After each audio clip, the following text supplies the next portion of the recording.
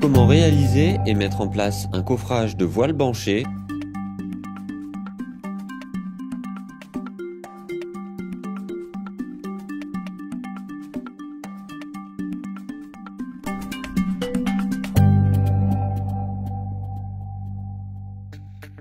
En plus de la boîte à outils traditionnelle, il nous faut une banche métallique ou bois, des talonnettes plastiques, 2 arrêts de banche, un mannequin, des aimants, des cônes, une clé de 36, une barre à mine, une aiguille vibrante, de l'huile de décoffrage.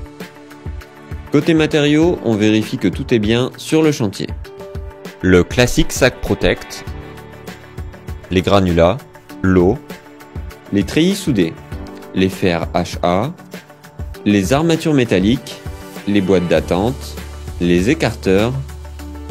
Pour des chantiers de grande ampleur, vous pouvez commander la livraison d'un camion de béton prêt à l'emploi. Pour votre sécurité, n'oubliez pas les gants, le casque, les lunettes, les protections auditives et les chaussures de sécurité. La manipulation de banches vous amène à travailler en hauteur.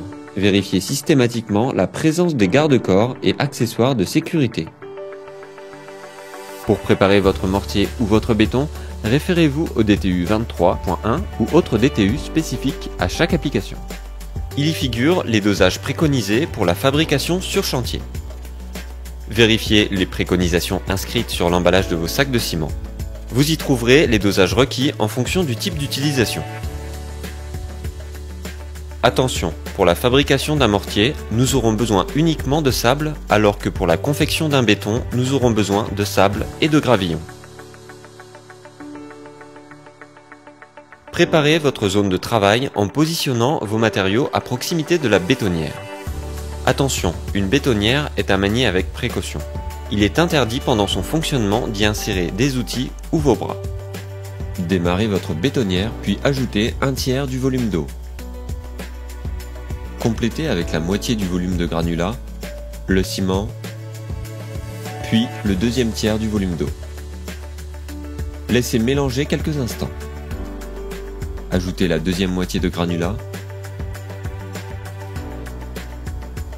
puis au besoin vos adjuvants. Complétez avec le reste d'eau par petites quantités jusqu'à l'obtention de la plasticité désirée. Attention à bien laisser le temps au béton ou au mortier de se mélanger. À présent, vous pouvez l'utiliser.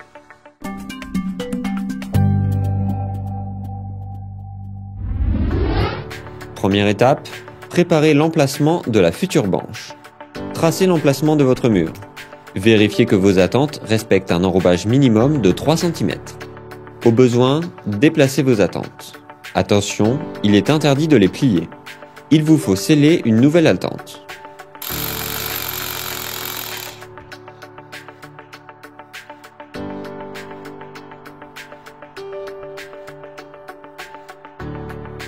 Repérez l'emplacement de vos banches et de vos ouvertures.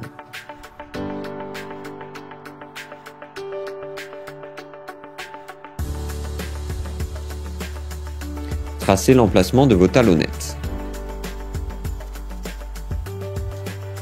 Fixez-les suivant le tracé. Attention, pour garantir votre sécurité, ne glissez pas vos mains entre les aciers.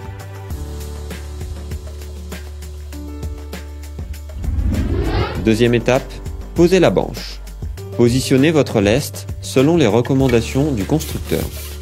Nettoyez votre banche. Puis, mettez-la en place selon le tracé. Au besoin, réglez sa position à l'aide de la barre à mine. Ajustez ses étais, puis fixez-la à son lest.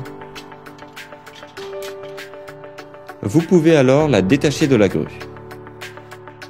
Réglez le niveau et l'aplomb.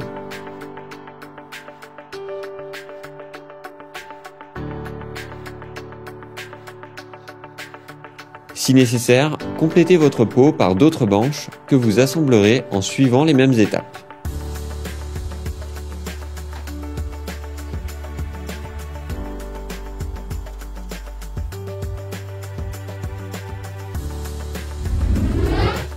Troisième étape, préparez votre mur.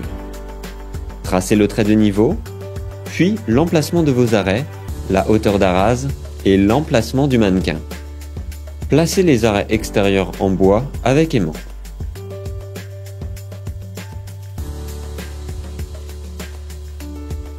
Posez le mannequin et fixez-le avec les aimants.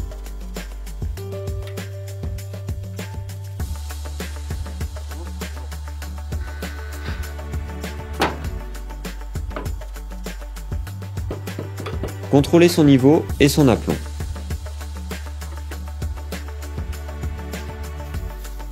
Positionnez des réglettes aimantées pour vous servir de repère d'arase. Après avoir protégé vos aciers, graissez votre banche ainsi que vos arrêts et votre mannequin. Quatrième étape, ferraillez votre mur. Le ferraillage devra suivre le plan de structure de votre ouvrage. Disposez les armatures en pensant aux cales d'enrobage et au recouvrement. Placez une première nappe de treillis soudée.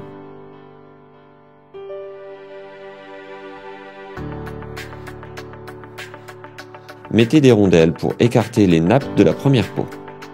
Positionnez les boîtes d'attente sur toute la hauteur, puis disposez des écarteurs côté extérieur. Placez l'armature de votre mannequin.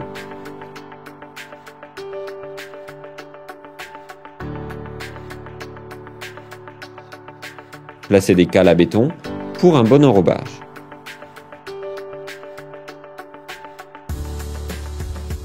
Coordonnez-vous avec l'électricien du chantier pour la mise en place de ces équipements. Placez ensuite des distanceurs. Positionnez votre deuxième nappe de treillis soudée. Fixez enfin des rondelles pour assurer un bon enrobage. Insérez les tiges et les cônes côté fin vers la première banche. Si besoin, utilisez une cisaille pour dégager le passage des tiges. N'oubliez pas de nettoyer votre sol avant de refermer votre banche.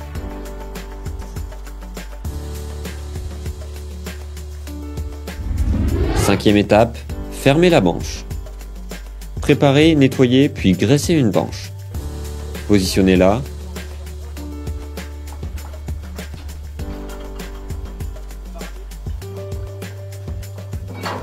Faites traverser les tiges puis verrouillez-les.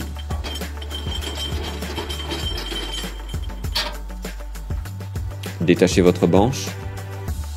En procédant de la même manière, fermez toutes vos banches.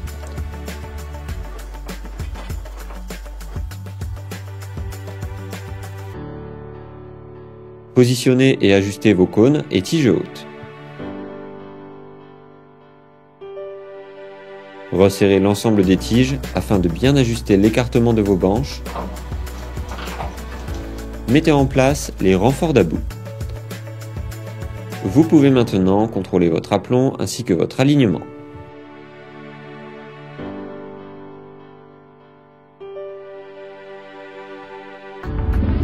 Sixième étape, coulez le voile.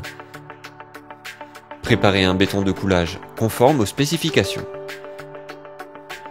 Pour une fabrication sur chantier, nous vous conseillons l'utilisation du ciment Sensium qui vous apportera de beaux parements, un excellent enrobage et parce que c'est un ciment sans poussière.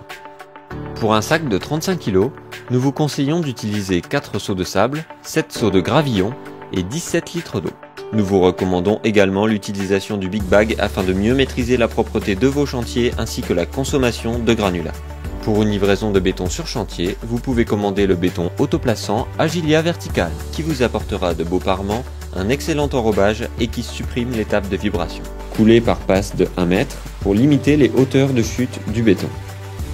Afin de s'assurer de la bonne répartition et de la compacité du béton, vibrez au fur et à mesure par couche d'épaisseur entre 30 et 50 cm sans survibrer. Repiquez dans la couche inférieure. Remontez lentement l'aiguille vibrante pour permettre au trou laissé par l'aiguille de se refermer.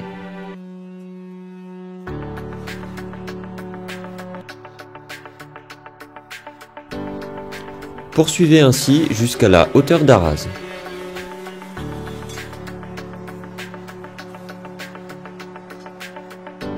En dernière passe, utilisez une aiguille plus fine pour éviter le bullage.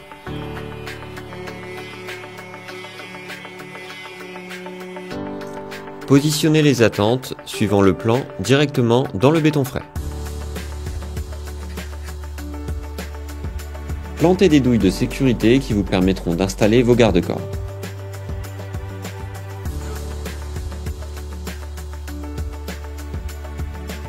Vérifiez à présent une dernière fois l'aplomb et l'alignement.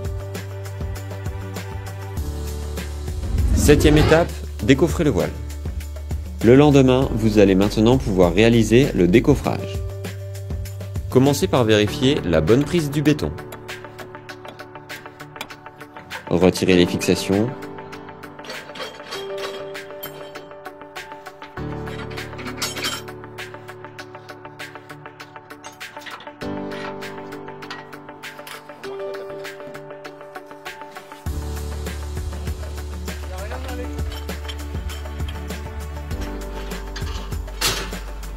Desserrez les étais, puis levez la deuxième peau.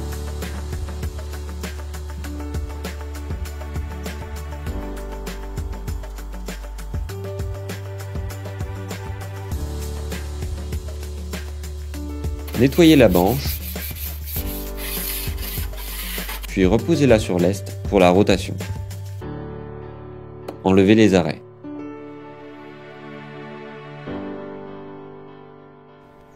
Faites de même avec toutes les autres banches.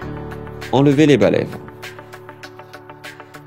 Retirez les cônes, puis le mannequin. Ouvrez les boîtes d'attente.